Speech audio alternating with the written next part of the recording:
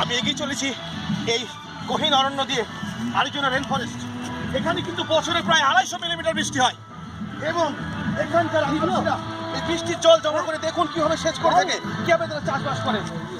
টিকা থাকার লড়াইতে আমাকে এগিয়ে যেতে হবে ক্রমশ লোকালয়ের দিকে। সাবধানে আসবেন। এই যে দেখুন সিংহের পায়ের দাগ, এখানে কিন্তু কিছুক্ষণ আগে কিন্তু সিংহ চলে গেছে। আর ওই যে দেখুন ঝোপগুলো আছে, ওই ঝোপ থেকে কিন্তু যে কোনো মুহূর্তে আপনাকে সাপত বা কিন্তু আক্রমণ করতে পারে। আপনাকে বেঁচে থাকতে গেলে প্রতি মুহূর্তে চোখ কান কিন্তু খোলা রাখতে হবে।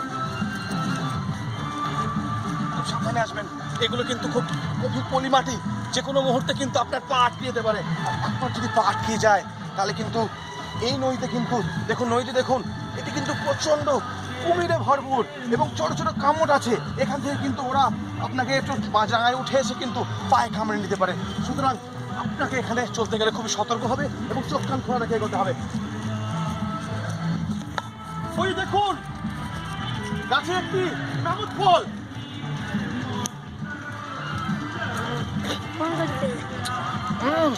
এটি খুবই সুস্বাদু হ্যালো। এবং দুর্দান্ত, জুসে ভরপুর।